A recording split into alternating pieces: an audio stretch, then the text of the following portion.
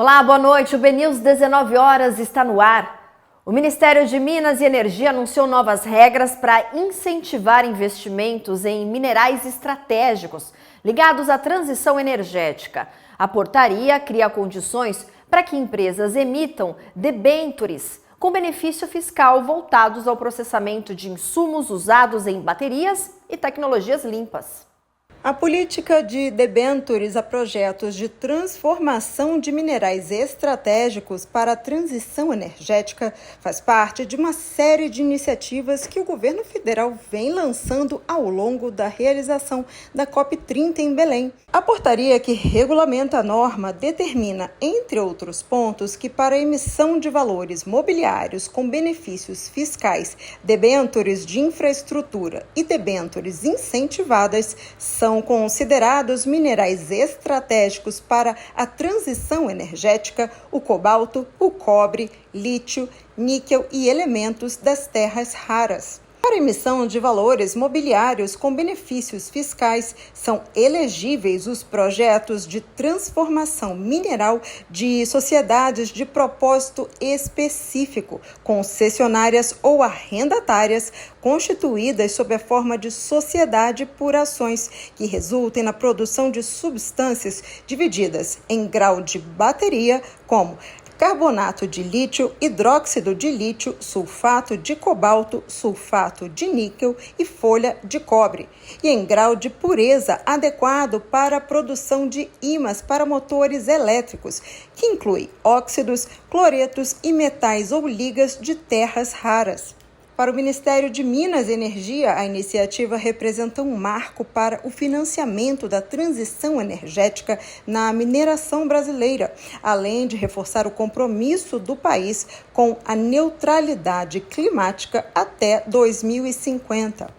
Fora do escopo do Executivo, no Poder Legislativo, a pauta dos minerais críticos e energéticos também conquistou forte apelo. O projeto de lei que partiu do deputado federal Zé Silva, que também é presidente da Frente Parlamentar da Mineração Sustentável, está nas mãos do relator Arnaldo Jardim.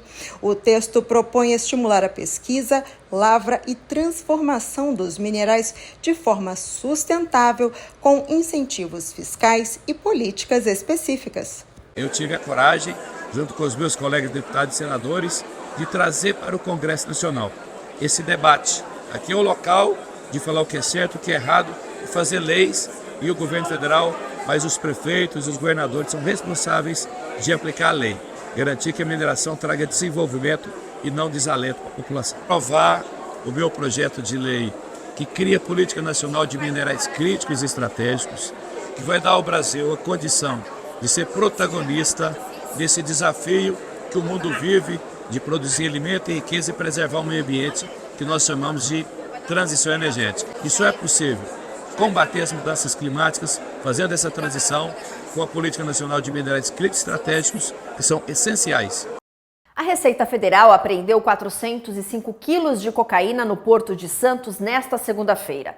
A droga estava escondida em uma carga de 13 toneladas de colágeno hidrolisado, de origem bovina, que seguiria para o Porto de Hamburgo, na Alemanha. A operação envolveu equipes da Alfândega de Santos, da Alfândega de Viracopos e da Divisão de Repressão ao Contrabando e Descaminho da Receita Federal em São Paulo.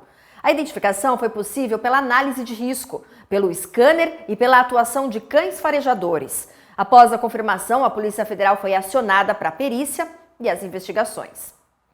E o governo brasileiro recebeu com otimismo a decisão dos Estados Unidos de suspender a tarifa extra de 10% sobre vários produtos agrícolas nacionais. O vice-presidente Geraldo Alckmin afirmou que a medida abre caminho para novas negociações e pode ampliar ainda mais as exportações do país. O vice-presidente da República e ministro do Desenvolvimento, Geraldo Alckmin, destacou no final de semana a nova ordem executiva do governo dos Estados Unidos que retirou a tarifa adicional de 10% aplicada desde abril a uma série de produtos agrícolas brasileiros. Segundo ele, a decisão vai na direção correta e abre espaço para novas negociações.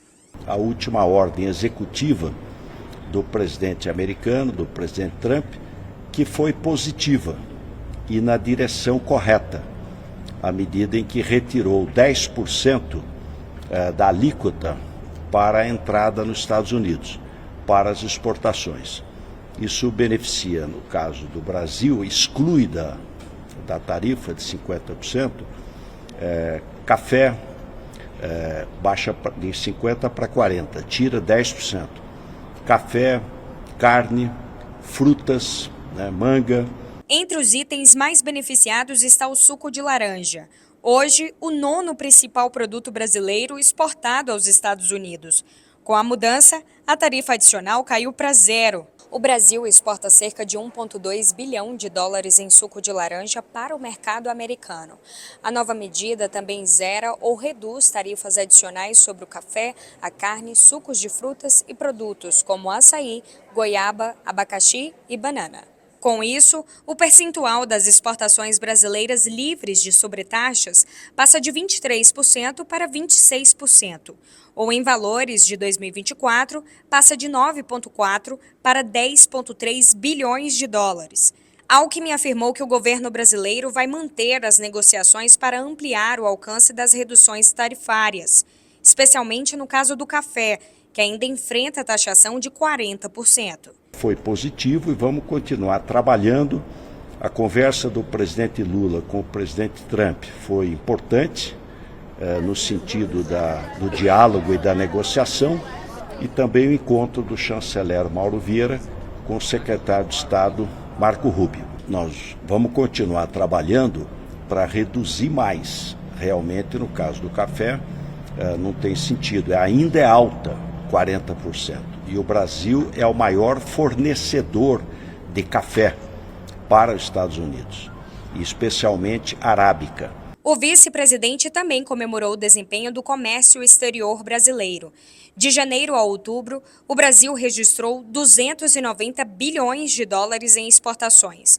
O melhor resultado da série para o período, com um crescimento de 9,1% só no mês de outubro. Nos bastidores, diplomatas seguem em negociação. No final da semana passada, o chanceler Mauro Vieira se reuniu em Washington com o secretário de Estado Marco Rubio, que se mostrou aberto a avançar rapidamente nas tratativas. Em outubro, Lula também discutiu o tema diretamente com Trump, na Malásia, e disse estar otimista com a solução rápida para as tarifas. O setor de serviços voltou a crescer em setembro, impulsionado pelo transporte e pelo aumento das viagens aéreas. O turismo também seguiu em alta, com mais deslocamentos e maior movimentação em destinos pelo país. O volume de serviços subiu 0,6% em agosto, segundo o IBGE. Foi o 8º mês seguido de alta, reforçando a recuperação do setor que mais emprega em todo o país. O destaque ficou com a área de transportes, que avançou mais de 1% no mês. A forte demanda por viagens aéreas e a expansão da logística puxaram o resultado. Já o setor de turismo manteve ritmo positivo, com aumento no fluxo de passageiros e maior ocupação em hotéis e serviços ligados a viagens.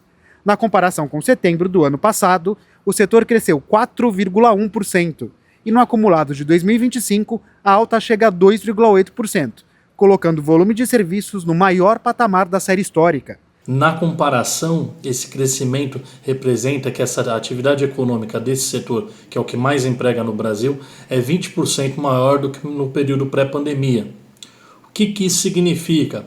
Mais empregos, mais renda, principalmente puxados pelo setor de transporte, logística e tecnologia. São empregos rápidos, dinâmicos, que geram bastante renda e aumentam a atividade econômica.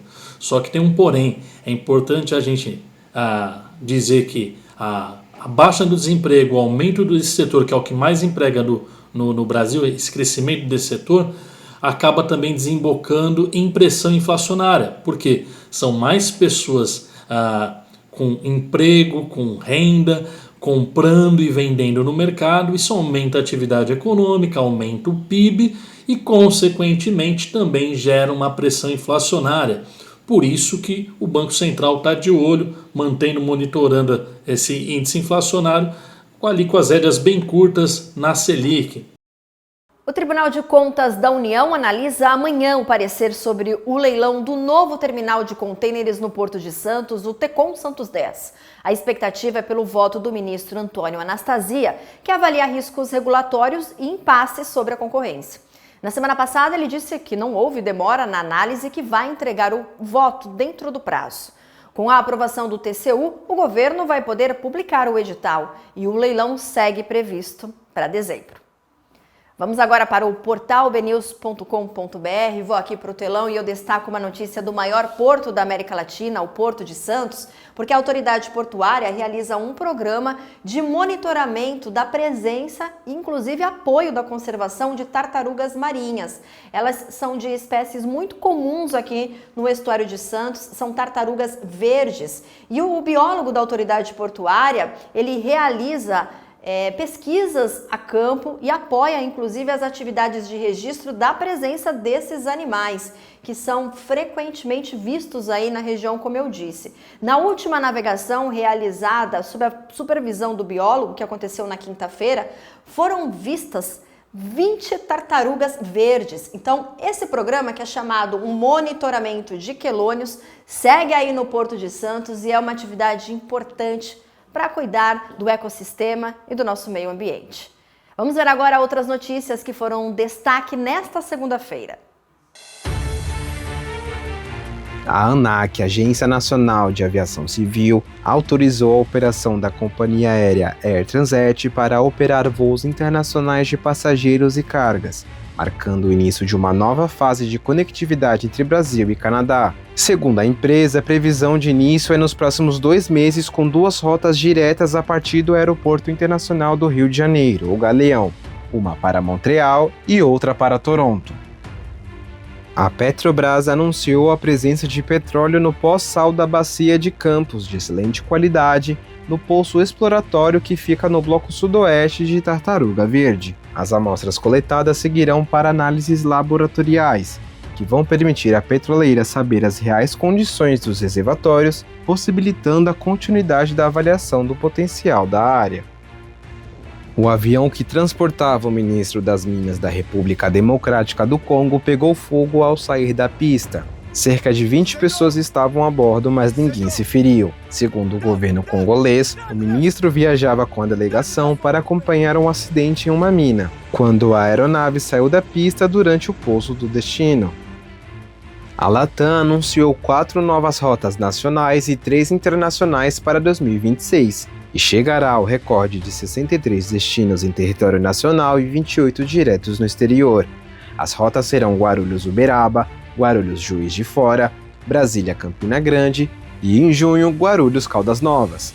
Para o exterior, a companhia fará a rota Guarulhos-Amsterdã, na Holanda, Guarulhos-Bruxelas, na Bélgica e Guarulhos-Cidade do Cabo, na África do Sul. Os portos públicos do Nordeste movimentaram mais de 65 milhões de toneladas nos 9 primeiros meses do ano, segundo a ANTAQ.